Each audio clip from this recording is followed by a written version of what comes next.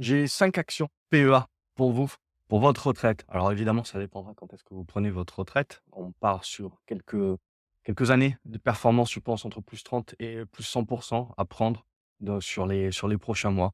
En tout cas, ça reste des valeurs pour moi qui sont intéressantes pour le long terme et à plus moyen terme et qui, je pense, arrivent dans dans justement leur grand tournant. On va commencer par la première valeur, c'est Ruby. Ce qui m'intéresse sur Ruby un petit peu, c'est on va dire que le pire est probablement derrière. On a 400 millions de profits par an, cette dualité hydrocarbures, Nouveau Monde. Ce côté Afrique également qui intéresse Bolloré. Depuis qu'il a, fini, on va dire, les histoires avec Vivendi, je pense la spéculation peut reprendre, sur Ruby, éventuellement. On paye 10-12 fois les profits. Je pense, à si on a une évolution du cours, voilà, qui peut aller chercher dans les, 35 €, on peut monter à ces 10-12 fois de profit alors qu'on les paye 7 actuellement. Enfin 7 sur les forward earnings de 2025. Donc voilà, je pars du principe qu'on joue le fait qu'il y a le flottant, on joue le fait qu'il y a des actionnaires, majoritaires qui sont en train aussi de vouloir, accumuler, notamment Bolloré. On joue le côté, un petit peu sur les 2 plateaux. Le solaire, c'est pas terrible en ce moment, mais pour moi, ça reste quand même l'avenir. Donc c'est juste un marché où il va y avoir beaucoup de consolidation. Donc il peut y avoir beaucoup de choses intéressantes là-dessus. En attendant, on a du 8 de dividendes par an. Ça fait typiquement partie pour moi de ces valeurs fonds de portefeuille qui vous rémunèrent du dividende, qui en plus peuvent avoir, ce côté spéculatif, sur, l'actionnariat et donc une évolution du cours, positive. Donc ça, pour moi, c'est typiquement les genres de valeurs, voilà, qu'on intègre, dans un PEA ou un compte titre, peu importe, mais d'une manière plus, moyen à long terme, dans cette idée d'aller chercher, voilà, du rendement, de la stabilité, sur le portefeuille avec cet aspect value. Donc pour moi, c'est une valeur où honnêtement, je pense qu'on peut essayer d'aller viser les 35 € à terme et je pense qu'on est actuellement dans, des choses intéressantes, au niveau du prix. Si on va regarder justement ce qui se passe un petit peu au niveau du graphique du prix, on voit qu'on avait eu le premier côté spéculatif. Donc c'est une valeur qui faisait pas grand chose si vous voulez, mais qui est capable, on voit quand, il y a du volume, quand il y a des acheteurs qui en veulent, de vraiment pousser, fort très rapidement. Donc pour moi, on a une bonne congestion qui est en place. On est en train de tenter d'en sortir par le haut. Je pars du principe que si on arrive là à sortir la tête un petit peu de ces 25-26 €, on a cette capacité d'aller fermer ce gap en premier lieu et de revenir chercher cet oblique.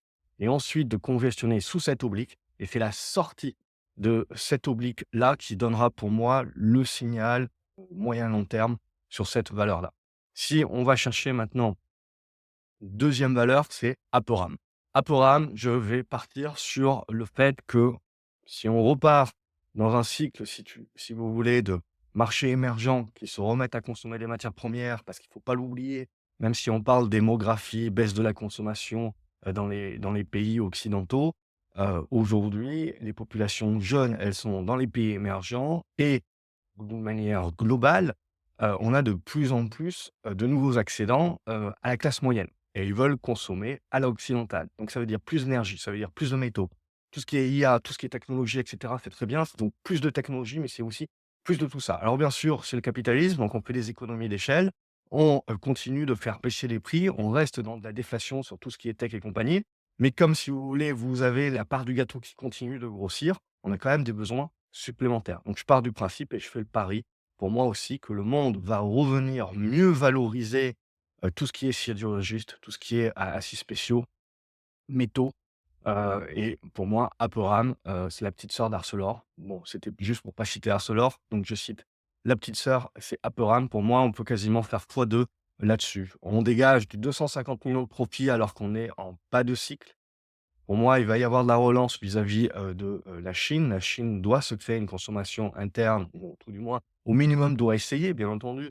Il y a toujours des gens pour dire: «Ils ne vont pas réussir», mais au moins ils doivent essayer, donc ça veut dire du stimulus. Ça veut dire qu'il va falloir consommer. À partir de ce moment-là, on a également un dividende qui tourne autour des 8. Ça fait partie pour moi, voilà, du d'un fonds de portefeuille, si vous voulez, où le dividende n'est pas tout, ce n'est pas la raison pour laquelle j'achète, mais si vous voulez avoir un rendement et avoir aussi un thème macroéconomique sur lequel j'essaye de jouer une appréciation des cours, c'est ça qui m'intéresse. Surtout, ce que j'essaye de jouer, c'est au-delà de l'évolution évidemment des chiffres d'affaires et des profits d'une manière favorable, Ce qui est pour moi le plus important, c'est comment le marché valorise. Parce qu'on l'a vu ces dernières années, le marché a valorisé tout ce qui était matières premières, 4-5 fois les profits, jamais guère plus. Donc la question, c'est de se dire: «OK, de combien je dois augmenter?» Je dois quasiment doubler mes profits, ce qui semble un petit peu illusoire si je veux, avoir mes 70 de pertes, sur le prix du cours. Non, j'ai pas forcément moi, ce que je joue, c'est pas forcément le côté, explosion des profits, c'est juste une croissance supérieure, on va dire, à ce qu'on a connu ces dernières années, un retour du côté de la question inflationniste, donc un retour des flux sur les actifs tangibles et l'idée que ce qu'on avait décidé ces dernières années, voire dernières décennies, à ne payer que 4 ou 5 fois les profits, ben, on va accepter de les payer 10 fois, 15 fois les profits. Et donc en fait, vous n'avez pas nécessairement besoin d'une grosse évolution sur, l'aspect, profit de la société pour que le cours double ou triple. En fait, c'est juste une question de on revalorise. Plutôt que de payer 5 fois cette thématique-là, bah, peut-être qu'on va payer 10 fois les profits. Et ça déjà, ça fait x2 sur les cours et vous avez rien changé sur, vos profits. Et c'est quelque chose, c'est une manière il faut voir la bourse, je pense, ces prochains temps. Si on va regarder maintenant du côté, de son cours de bourse, ce que l'on a ici sur Aperam, pour moi, c'est vous le voyez. Alors, j'avais commencé à en parler il y a déjà bien longtemps. Au moment où je fais la vidéo, si vous voulez, c'est le moment où on commence à voir les signaux. Alors, on était dans un très lent biseau descendant, vous voyez, on faisait pas mal de zigzags et là, finalement, on arrive à tenir et on arrive à rebreaker. Est-ce que c'est le top départ? Perso, j'y crois. Il faudrait vraiment un dépassement des 30-31 € pour mettre un petit peu tout le monde d'accord. Mais pour moi, voilà, c'est ce que j'essaye, de viser petit à petit. C'est pour moi le début d'une nouvelle tendance. Il va falloir la confirmer, bien entendu. Mais au-delà de ça, je pense que revenir sur les 35 €, c'est un minimum. Mais, je partirai sur le principe qu'on peut essayer d'aller viser, pour moi, à nouveau, un retour sur les plus hauts au niveau de 50 €. Le troisième, c'est, Téléperformance. Téléperformance, ça commence à faire de plus en plus consensus. Tout le monde commence un petit peu à en parler.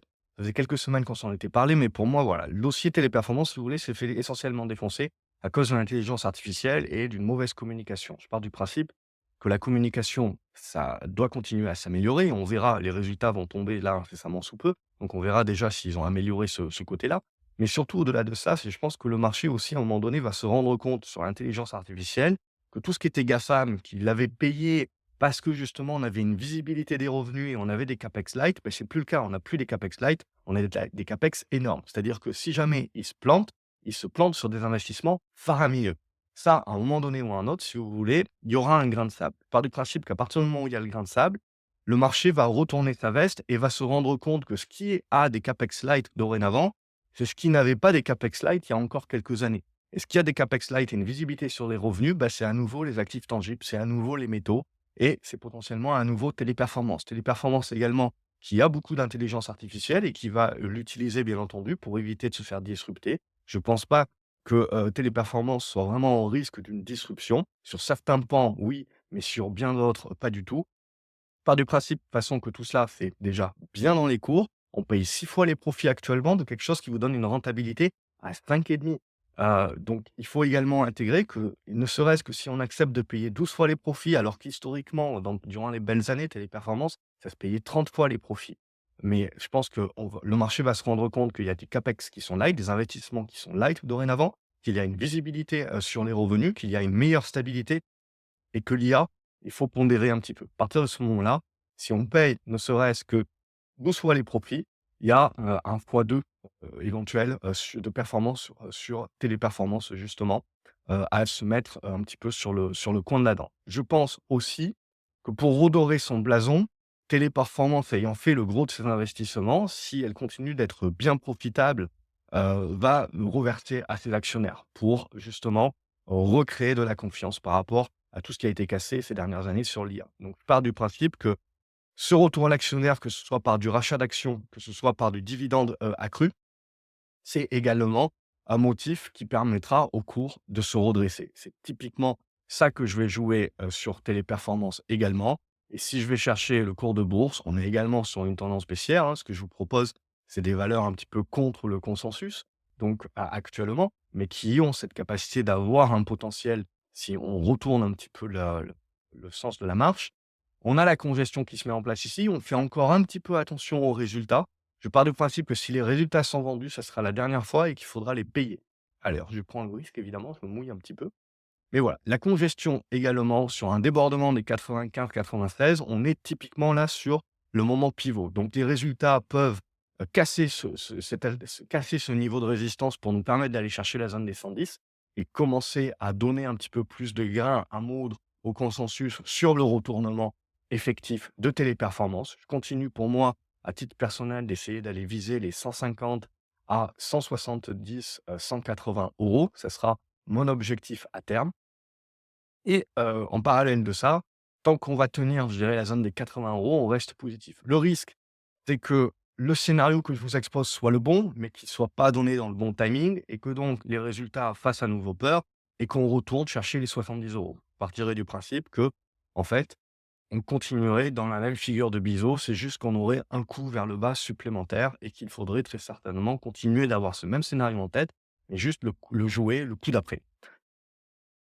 4e valeur, c'est Arkema pour moi, avec un objectif, de 50, voire je pense un petit peu plus. Je pars du principe, voilà, je pense que ça peut se payer, 12-15 fois, les profits à terme. C'est toujours pareil, aujourd'hui on paye 8 fois les profits, vous avez un dividende pérenne de 5. Il y a eu un gros investissements qui ont été faits. Je pense qu'ils vont, pas tarder justement à passer à la caisse dans le nouveau cycle. Donc on joue pleinement, hein, vous avez vu dans toutes les valeurs que je vous ai proposées, on joue pleinement ce changement, de cycle et je pars du principe, voilà, que ces valeurs-là, bah, dans un fonds de portefeuille, ça peut permettre, d'avoir une assise, tangible, un actif tangible et voilà, un socle fondamental et une capacité de jouer derrière du retournement. Alors, au moment où j'avais écrit, tout ça, c'était, en fin d'année 2024, que ce soit au sein de l'académie et puis, derrière dans l'article. Donc j'ai mis du temps un petit peu à faire la vidéo, mais grosso modo, on a déjà eu une bonne remontada. Je pars du principe que tout ça, ça peut mettre en place le retournement. Ça peut encore zigzaguer, donc ça peut encore offrir des, motifs d'entrée, on va dire, dans la zone des 75 €, 75-77 € et derrière, le scénario, c'est d'essayer d'aller chercher les 90.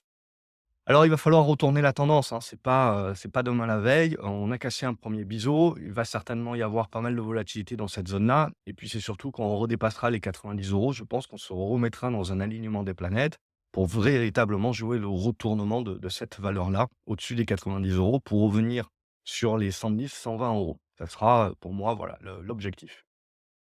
Et puis la dernière que je voulais vous proposer, c'était BIC. Alors elle peut paraître un peu moins punchy et cetera, bien entendu. C'est surtout pour, lisser un petit peu les autres qui ont quand même des potentiels d'appréciation des cours qui sont assez importants. Un bon dividende certes, mais un facteur de volatilité bien entendu et ça peut ne pas convenir évidemment à tous les profils, à tout le monde, dans cette idée de PEA retraite moyen long terme où on essaye d'aller chercher de la perte, mais également une moindre volatilité. Mais l'idée, voilà, donc de Bing, c'est pour asseoir un petit peu ça. C'est-à-dire que je vois pas un potentiel énorme sur Bing, si vous voulez, mais je vois de la visibilité. Ça se paye 10 fois les profits, on peut potentiellement monter à 12 voire 15. Donc on peut quand même avoir une bonne appréciation des cours. Je pars du principe, voilà, si je regarde un petit peu, vous avez un dividende, à 5 qui est pérenne. C'est un petit peu, si je vous propose une sixième valeur, un petit peu la même idée pour moi sur TF1, par exemple. TF1, vous avez un rendement, je sais pas, il doit être à 5 ou 5,5. On est sur un truc pérenne. Il y a un cours de bourse qui est déjà, axé sur le retournement. Vous pouvez avoir une appréciation de 20-25 des cours et voilà, on va choper aussi, le dividende, quelque chose d'un petit peu plus pérenne. Orange, pour moi, ça va avoir la même physionomie. On est à peu près sur les mêmes idées. Ça va être comme du Bouygues et compagnie. Donc on est là pour asseoir un petit peu le portefeuille. C'est un petit peu contre le consensus évidemment, actuellement. Mais voilà, il y a 2 choses supplémentaires également qu'il faut bien se dire. C'est bon, attention à vouloir acheter des actions que pour le dividende. Pas le but de cette vidéo. L'idée, c'est de se dire à un moment donné, vous avez des changements de cycle qui vont privilégier des actifs tangibles. Il se fait que la plupart de ces valeurs avec des actifs tangibles pour des cycles qui sont, avec un peu plus d'inflation que d'autres, c'est également des valeurs qui sont matures et qui versent beaucoup de dividendes. Mais il ne faut pas penser que j'achète des actions à dividendes, donc non, il faut d'abord acheter des actifs tangibles. Voilà pour cette liste, j'espère que vous l'avez appréciée. N'hésitez pas à partager vous, quelles sont, vos actions, votre top 5 éventuellement, pour votre portefeuille, plus, long terme, PEA ou pas et dans cette physionomie un petit peu retraite, c'est-à-dire en mode plus tranquille évidemment, ça dépendra des profils et des âges de chacun. Je vous souhaite une bonne journée, je vous dis rendez-vous dans les commentaires et je vous invite à regarder cette autre vidéo qui s'affiche à l'écran pour, approfondir un petit peu le sujet. Salut les graphes, à la prochaine.